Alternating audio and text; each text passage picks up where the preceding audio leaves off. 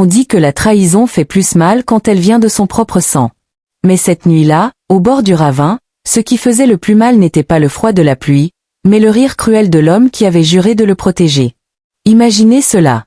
Une nuit noire où les éclairs fendent le ciel en deux, un fauteuil roulant coincé dans la boue au bord de l'abîme et un vieil homme, le puissant monsieur Édouard, regardant avec terreur son gendre, la seule famille qui lui restait. Il n'y eut pas de pitié, seulement une poussée sèche et brutale. Pendant que le corps du patriarche tombait vers les ténèbres, personne n'imaginait que des yeux innocents voyaient tout.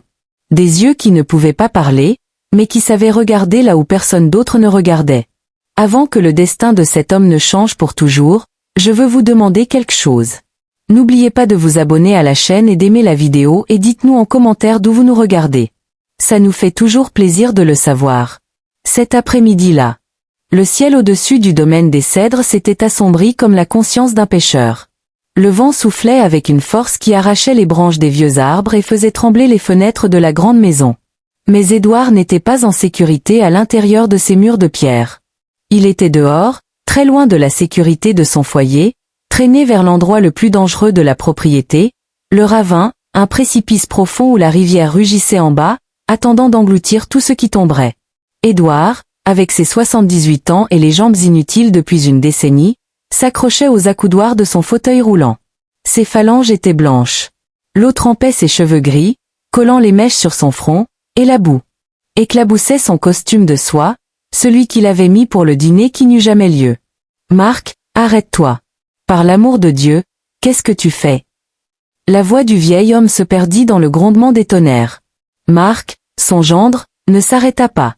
C'était un homme grand, toujours impeccable, mais cette nuit-là, il semblait transformé. Ses cheveux parfaitement coiffés collaient maintenant sur son front, lui donnant l'air d'un masque fondu, et ses yeux brillaient d'une folie qu'Édouard n'avait jamais vue auparavant. Il poussait le fauteuil avec rage, enfonçant ses chaussures chères dans la terre mouillée, glissant, haletant, mais sans jamais cesser d'avancer vers le bord. « J'en ai assez, vieux tyran. J'en ai assez d'attendre que tu meures. » Marc cracha les mots avec venin. Il avait attendu 20 ans. 20 ans à supporter les ordres d'Édouard, à lui servir le cognac, à endurer ses regards de désapprobation. En attendant d'hériter de la fortune que son époux, le fils d'Édouard, n'avait jamais eu le courage de réclamer avant de mourir. Mais les dettes de jeu de Marc ne pouvaient plus attendre. « Tu n'as pas besoin de faire ça, je te donnerai l'argent. Je te donnerai ce que tu veux. » Édouard suppliait déjà, sentant que les roues avant du fauteuil touchaient les pierres instables du précipice. « Maintenant, tu veux être généreux ?» Marc ricana et le vent emporta son rire. « Il est trop tard pour négocier. Demain, quand ils trouveront ton fauteuil vide dans la rivière, tous diront que c'était un accident. » Le pauvre vieux Édouard est sorti se promener et a glissé. Et moi, je serai le seul propriétaire de tout. Le fauteuil s'arrêta net juste à la limite en bas, il n'y avait que les ténèbres et le bruit furieux de l'eau cognant contre les rochers. Édouard tourna la tête autant qu'il le put, cherchant une trace d'humanité sur le visage de l'homme qui avait vécu sous son toit. « Marc, je suis le grand-père de tes enfants qui ne sont pas nés. Je suis ton père aux yeux de Dieu. Tais-toi. » Sans le laisser finir, sans lui permettre une dernière prière, Marc relâcha et poussa de toutes ses forces. Le cri d'Édouard fut court. Le fauteuil roulant bascula en avant, vaincu par la gravité. Pendant une seconde, il sembla suspendu dans l'air une silhouette fragile découpée contre le ciel orageux. Puis il disparut, un choc métallique, puis un autre, des branches qui se brisent, du métal qui se tord et enfin un silence lourd. Même la pluie sembla s'arrêter. Marc resta là debout au bord, la poitrine se soulevant et s'abaissant avec agitation. Il se pencha prudemment pour essayer de voir quelque chose au fond de l'abîme, mais la nuit était un rideau épais. On ne voyait rien, on n'entendait rien. Seulement la rivière emportant les secrets. « C'est fini », murmura-t-il en lissant sa veste mouillée avec des mains tremblantes. « Enfin, je suis libre. » Il fit demi-tour et marcha vers la camionnette cachée sur le chemin vicinal, répétant déjà les fausses larmes qu'il verserait le lendemain devant le commissaire du village. Mais Marc commit une erreur, l'erreur des orgueilleux. Il pensa qu'il était seul. À quelques mètres de là, caché parmi les buissons épineux, une petite silhouette observait sans respirer. C'était un garçon, pas plus de 7 ans, maigre comme une branche sèche, la peau sombre, tanné par le soleil, les pieds nus enfoncés dans la boue froide. Il s'appelait Raphaël. Raphaël n'aurait pas dû être là. À cette heure-là, n'importe quel enfant normal dormait au chaud dans son lit. Mais Raphaël n'était pas un enfant normal. Son lit était un tas de vieux sacs dans la cabane de son grand-père charbonnier. Il était sorti vérifier un piège à lapin parce que la faim chez lui ne comprenait pas les orages. Le garçon était trempé, tremblant de froid, mais ses grands yeux noirs restaient fixés sur l'endroit où le vieil homme avait disparu. Raphaël ne cria pas. Il ne pouvait pas crier depuis que la rivière avait emporté ses parents. 3 ans plus tôt, sa voix était restée coincée dans sa gorge comme une pierre qui ne monte ni ne descend. C'était le garçon muet de la montagne, celui que le village regardait avec pitié ou avec peur. Quand il vit le mauvais homme s'éloigner, le cœur de Raphaël se mit à cogner contre ses côtes comme un oiseau en cage. La peur lui criait de courir, de se cacher, d'oublier ce qu'il avait vu. Mais alors, au milieu du fracas de la pluie, ses oreilles aiguisées par le silence de sa vie captèrent autre chose. Ce n'était pas le vent, ce n'était pas l'eau, c'était un gémissement faible, brisé. Presque imperceptible, il venait d'en bas, pas du fond de la rivière, mais de la paroi du précipice. Il savait que s'approcher du bord était mortel. Il savait que s'il glissait, personne ne le chercherait. Mais cet enfant de 7 ans possédait quelque chose que Marc n'avait absolument pas. Une âme incapable de supporter la douleur des autres. Avec des pas légers, presque sans bruit sur la boue, Raphaël sortit de sa cachette.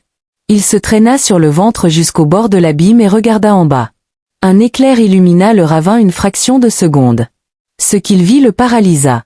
À environ 5 mètres de chute, un vieil arbre tordu poussait horizontalement depuis la roche, défiant la gravité et accroché à ses branches comme un vieux chiffon sur le point de se déchirer.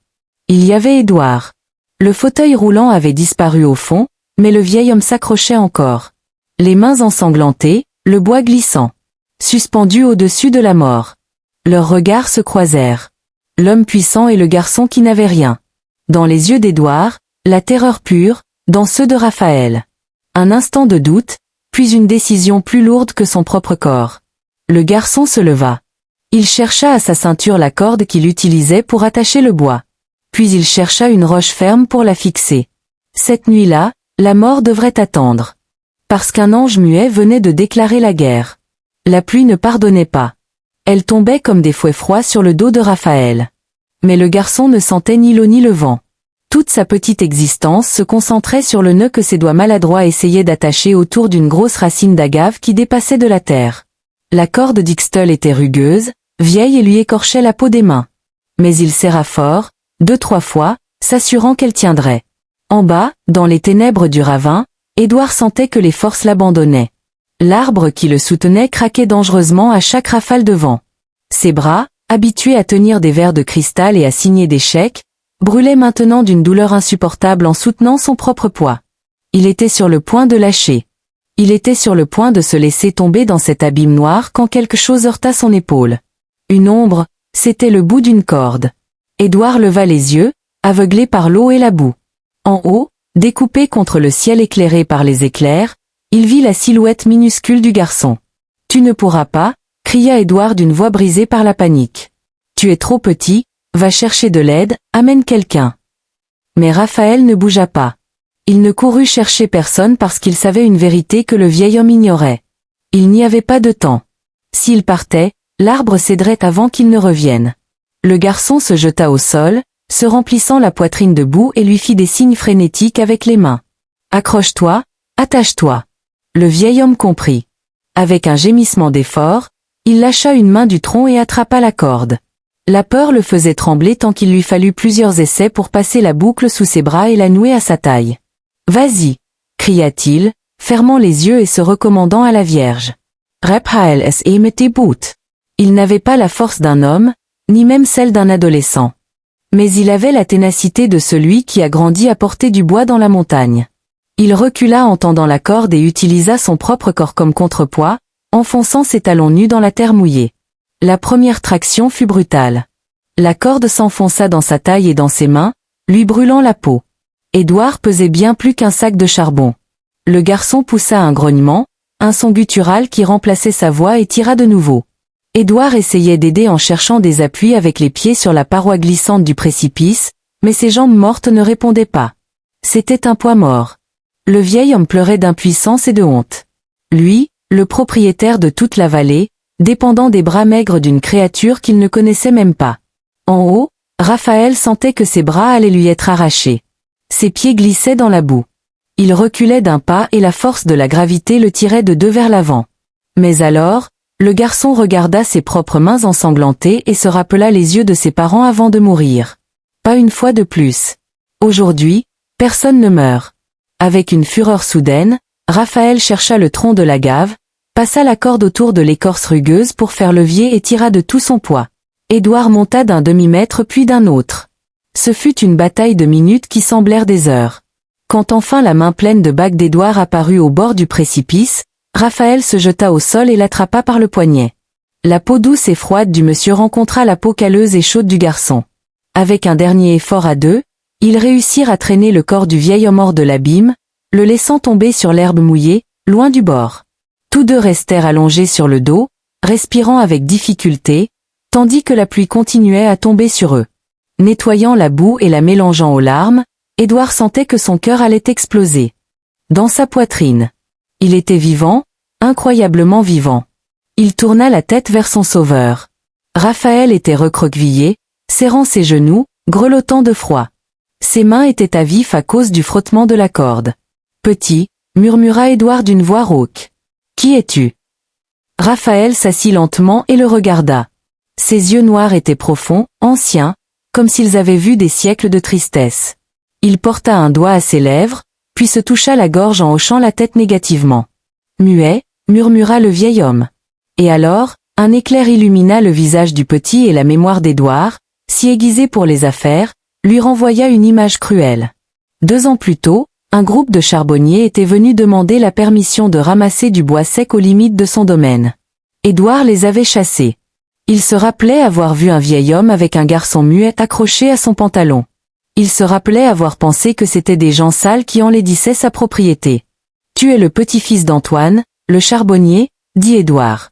Et les mots lui laissèrent un goût de cendre dans la bouche. « Moi, je vous ai chassé de mes terres. » Raphaël ne montra pas de rancune. Il n'y avait pas de haine dans son regard, seulement une urgence pratique. Il savait qu'il ne pouvait pas rester là. Le froid pouvait tuer le vieil homme aussi vite que la chute. Le garçon se mit debout, ignorant la douleur de ses mains et indiqua la forêt dense. Il fit le geste de dormir en joignant les 2 mains sous sa joue puis indiqua Édouard. « Je ne peux pas marcher », dit le monsieur en montrant ses jambes inutiles avec amertume. « Laisse-moi ici si Marc revient. » Il s'approcha du vieil homme, lui prit les bras et les passa autour de son propre petit cou. Puis il se tourna, lui indiquant de monter sur son dos. « Tu vas te casser la colonne, petit, je pèse trop pour toi. » Mais Raphaël n'accepta pas un non comme réponse. Il tira sur lui jusqu'à ce qu'Édouard, vaincu par la détermination de ses yeux silencieux, se laisse traîner. Il ne put pas le porter complètement, bien sûr. Mais Raphaël réussit à soulever le torse du vieil homme et marchant à 4 pattes, commença à le tirer mètre par mètre, s'éloignant du chemin, s'enfonçant dans l'épaisseur de la forêt, là où les tueurs à gages et les gendres mauvais ne chercheraient pas. Ils arrivèrent à un petit creux entre 2 gros rochers, une sorte de grotte naturelle que les animaux utilisaient pour s'abriter. C'était sec, ça sentait la terre et les feuilles pourries. Mais pour Édouard, ce trou sombre lui sembla le plus beau palais du monde. Raphaël installa le monsieur contre la pierre la plus plate. Ses dents claquaient, remplissant la grotte d'un bruit sec et inquiétant. L'hypothermie était proche.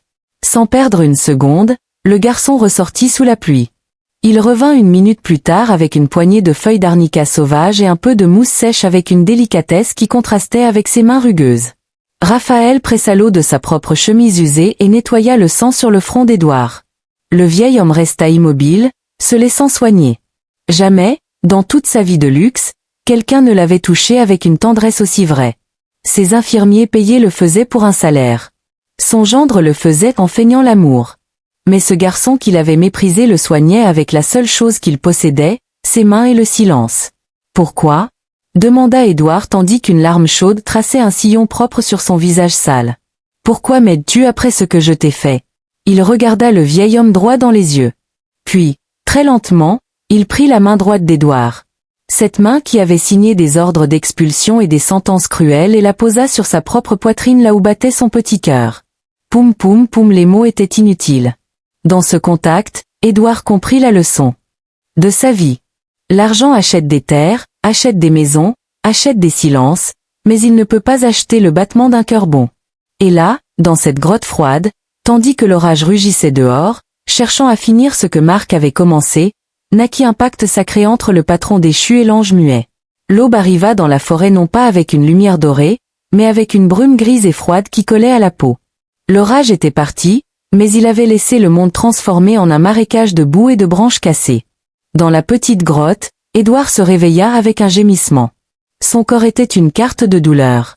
Il avait mal aux os qu'il ne savait même pas qu'il avait et son front brûlait de la fièvre d'une nuit à la belle étoile.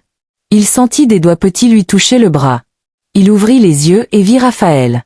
Le garçon était déjà réveillé, alerte, les cheveux en désordre et les vêtements secs, mais tachés de terre, il lui fit des signes urgents. « Lève-toi, partons. »« Je ne peux pas, » murmura Édouard en essayant de bouger ses jambes inutiles. « Laisse-moi ici, petit, je ne sers plus à rien. » Mais Raphaël ne comprenait pas la résignation.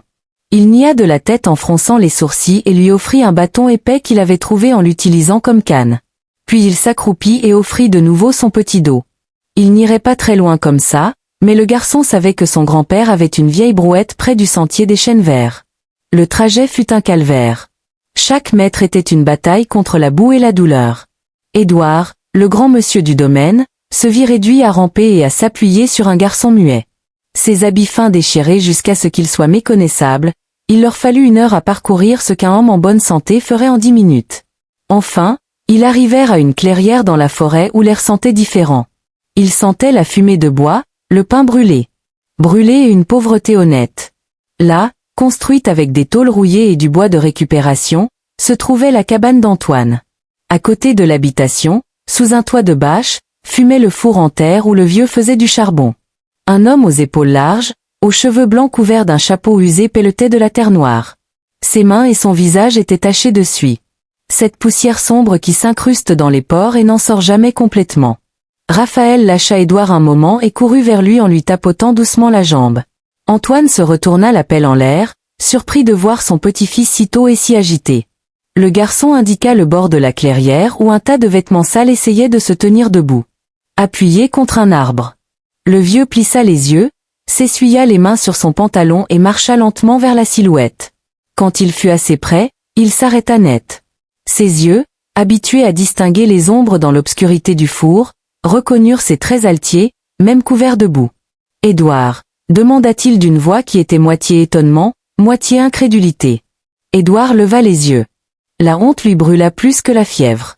C'était Antoine, le contremaître fidèle qu'il avait licencié il y a 12 ans, l'accusant injustement de voler des sacs de maïs seulement parce que Marc le lui avait suggéré. Il l'avait laissé sans travail et sans pension, l'obligeant à vivre dans la montagne comme un animal. « Antoine » murmura-t-il en baissant la tête. « Aide-moi, s'il te plaît. » Le vieux resta immobile un long moment. Il aurait pu le chasser. Il aurait pu lui dire de récolter ce qu'il avait semé.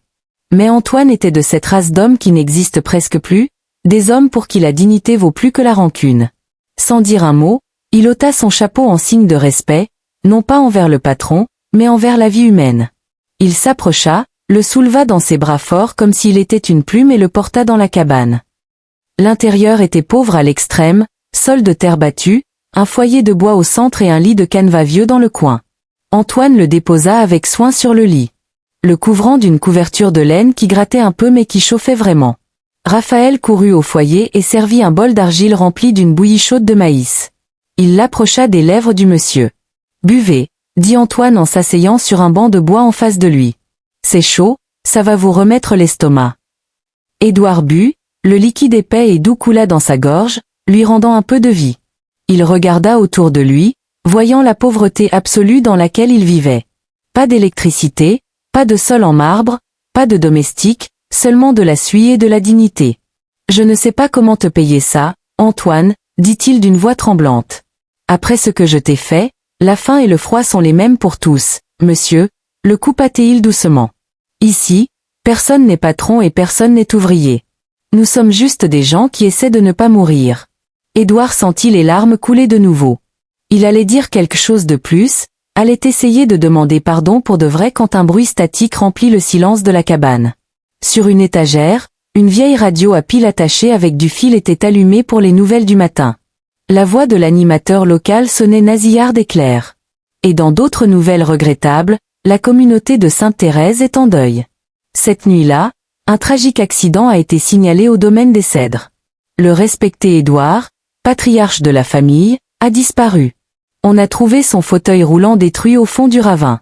Le bol de bouillie de maïs à mi-chemin de la bouche. Antoine se pencha en avant, fronçant les. La voix à la radio continua. Le gendre de la victime, Monsieur Marc, a déclaré en larmes qu'Édouard souffrait de démence sénile et que dans un moment de confusion, il est sorti seul pendant l'orage. Les autorités craignent que le corps ait été emporté par le courant de la rivière et qu'il soit impossible de le récupérer. On demande à la communauté de prier pour le repos de son âme. Le bol d'argile glissa des mains d'Édouard et tomba sur le sol de terre, se brisant en 3 morceaux. La bouillie de maïs se répandit comme une tache blanche. Marc murmura à Édouard, les yeux écarquillés. C'est lui qui m'a poussé. Il a voulu me tuer. Il essaya de se lever du lit, prit d'hystérie mais ses jambes mortes ne répondirent pas et il manqua de tomber au sol. Antoine le retint par les épaules, l'obligeant à se rallonger. Calmez-vous, monsieur. Si vous sortez maintenant dans cet état, cet homme finira le travail, dit le vieux avec fermeté. Mais il m'a déjà tué, cria Édouard en frappant le matelas de paille avec ses poings. Je suis déjà mort pour le monde. Il va tout garder, le domaine, les terres, l'argent de mon fils. Raphaël, qui avait tout écouté depuis un coin, s'approcha lentement. Il se plaça devant le vieil homme désespéré et lui prit les mains pour arrêter ses coups. Le garçon le regarda fixement avec ses yeux profonds qui semblaient lire l'âme, puis indiqua la porte, le chemin vers le ravin et ensuite se toucha l'oreille. Antoine regarda son petit-fils, puis Édouard. Le petit a vu quelque chose, n'est-ce pas? Demanda le vieux. Édouard hocha la tête en respirant avec agitation. Il a vu Marc me pousser. Mais c'est un enfant Antoine et il est muet. Qui va croire un enfant muet contre la parole d'un monsieur riche qui pleure à la radio? Un silence lourd tomba sur la cabane, seulement brisé par le crépitement du bois dans le foyer. Il semblait que le mal avait gagné. Marc avait le pouvoir, la voix et le mensonge. De son côté, Édouard n'avait que des jambes inutiles et 2 alliés qui n'avaient rien. Mais alors, Édouard se rappela quelque chose qui fit apparaître un éclat froid et métallique dans ses yeux gris. Le bras du fauteuil, murmura-t-il. Qu'est-ce que vous dites? Demanda Antoine. Mon fauteuil roulant, dit Édouard en regardant le vieux avec une intensité qui le fit frémir. J'y gardais mon enregistreur vocal pour dicter mes lettres, un compartiment secret dans le bras droit. Il avala sa salive. Il était allumé, Antoine. Je l'ai mis en marche quand Marc commençait à me crier dessus. Je voulais enregistrer ses insultes pour les montrer à l'avocat. Si ce fauteuil est tombé au fond, l'enregistreur doit y être. Antoine nia de la tête, regardant dehors vers l'endroit où le ravin coupait la terre comme une blessure. Ce ravin à 100 mètres de profondeur, Patron et la rivière étant crue. Descendre là-dedans, c'est du suicide. Édouard se laissa tomber sur l'oreiller, vaincu. Il avait raison. Personne ne pouvait descendre là et en ressortir vivant. Mais dans le coin, Raphaël était debout. Il ne regardait pas le sol. Il regardait son grand-père puis le monsieur. D'un mouvement lent et décidé, le garçon alla vers le mur où pendaient les outils, prit un long rouleau de corde et le passa en bandoulière sur sa poitrine. Antoine se leva d'un bond. « Non !» cria le vieux d'une voix qui fit trembler l'étoffe du toit. « N'y pense même pas, Raphaël. Tu ne descendras pas dans cet enfer. » Le garçon ne recula pas. Il se plaça devant son grand-père, leva son petit menton et indiqua la radio où l'on parlait encore de la mort d'Édouard. Puis il indiqua son propre cœur. Son regard disait quelque chose de clair, quelque chose qui n'avait pas besoin de voix. Si on ne descend pas chercher la vérité, elle mourra avec lui. Et dans ce regard, Édouard vit la première étincelle d'un espoir qu'il croyait perdu. La guerre pour la vérité venait de commencer et son soldat le plus courageux ne mesurait pas plus d'1,30 m. Au domaine des Cèdres, le deuil était un mensonge bien habillé. Pendant que les domestiques accrochaient des nœuds noirs aux portes, Marc marchait de long en large dans le bureau principal avec un verre de whisky à la main. Il ne pouvait pas arrêter de trembler, pas de peine, mais à cause de ce doute qui s'était planté dans sa nuque, il n'avait pas entendu le choc final. La rivière était trop bruyante. Et si le vieux n'était pas tombé dans l'eau? Et s'il s'était accroché à une branche? Marc regarda par la fenêtre vers la forêt. Si Édouard respirait, ne serait-ce qu'un seul souffle. Son plan s'effondrait et avec lui sa vie de luxe. Il posa le verre avec force sur le bureau en acajou et prit le téléphone. Il composa un numéro qui n'était pas dans le répertoire de la maison. « Bruno, dit-il d'une voix glaciale, rassemble les hommes.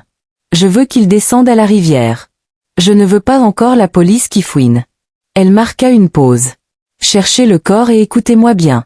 Si vous trouvez quelque chose qui n'est pas un cadavre, assurez-vous qu'il en devienne un avant de revenir.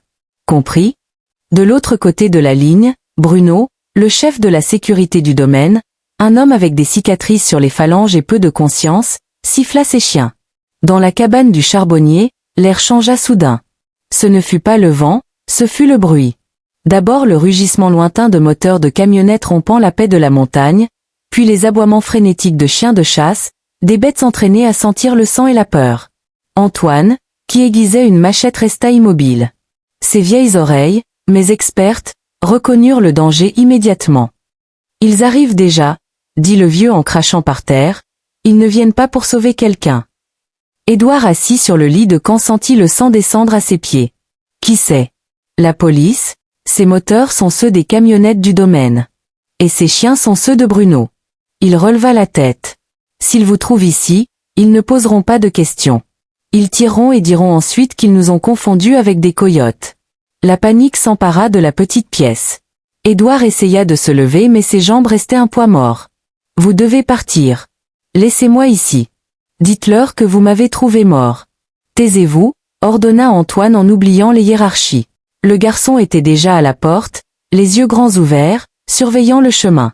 Il se tourna vers son grand-père et indiqua le sol, puis indiqua dehors vers le four à charbon éteint. Antoine comprit. C'était une folie, mais c'était la seule option. « Raphaël, aide-moi » dit le vieux. Ils coururent vers Édouard. Antoine le porta de nouveau mais cette fois sans délicatesse, avec l'urgence de la survie. Ils sortirent de la cabane. Le bruit des moteurs était plus proche, à peine à 500 mètres en montant par le sentier. Antoine porta le patron vers l'arrière de la cour où il y avait un trou carré dans la terre renforcé avec du bois brûlé. C'était une vieille fosse de refroidissement pour le charbon. Elle était sale, noire, pleine de poussière de suie et d'araignées. « Vous devez entrer là-dedans, monsieur », dit Antoine en haletant. Édouard regarda le trou noir. Pour un homme qui avait dormi toute sa vie dans des draps de soie égyptienne. Cela ressemblait à une tombe. « Non, pas là, je vais étouffer. Si vous restez dehors, il vous tue dedans. » Il n'y eut pas de temps pour les manières. Antoine le descendit avec soin au fond du trou, couvrant le visage pâle d'Édouard, tachant ses cheveux gris, le transformant en une ombre de plus de la terre. La suie lui brûla la gorge, mais il l'avala. Antoine et Raphaël placèrent de vieilles planches sur le trou, puis jetèrent un tas de sacs vides et de branches sèches pour camoufler. « Ne faites pas de bruit », murmura Antoine à travers les fentes.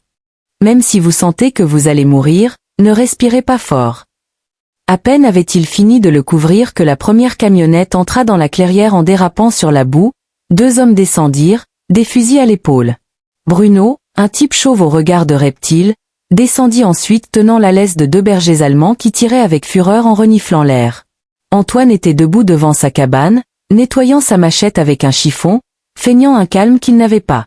Raphaël était assis par terre, jouant avec des pierres, le regard perdu, se faisant passer pour idiot. « Bonjour, Antoine », dit Bruno avec un sourire qui n'atteignait pas les yeux. « Vous ne trouvez pas qu'il fait moche pour être dehors ? Le pauvre ne connaît pas le temps. »« Chef », répondit Antoine sans lever les yeux. « Qu'est-ce qui vous amène dans ces coins si pauvres ?» Bruno lâcha un peu la laisse des chiens. Les animaux avancèrent en grognant, reniflant près de la porte de la cabane. On a perdu quelque chose de vieux, quelque chose de précieux du patron. Une valise qui est tombée dans la rivière. On a pensé que peut-être le courant l'avait emporté jusqu'ici. Antoine le savait. Si c'était une valise, il n'amènerait pas des fusils chargés. Ici, il n'est arrivé que de l'eau et de la boue, dit Antoine. Vous pouvez fouiller si vous voulez. Ma maison est petite et n'a pas de porte. Bruno fit un signe. Ces hommes entrèrent dans la cabane, jetant les quelques casseroles qu'il y avait, donnant des coups de pied au lit. Ils sortirent une minute plus tard en hochant la tête négativement. Ici, il n'y a rien, chef. Bruno ne semblait pas convaincu. Le garçon continuait à jouer avec les pierres sans les regarder, murmurant dans son sens. Ce garçon, dit Bruno en le désignant, on dit qu'il voit des choses que personne d'autre ne voit. Et petit. As-tu vu un monsieur riche par ici? Raphaël ne répondit pas. Il continua à frapper deux pierres rythmiquement.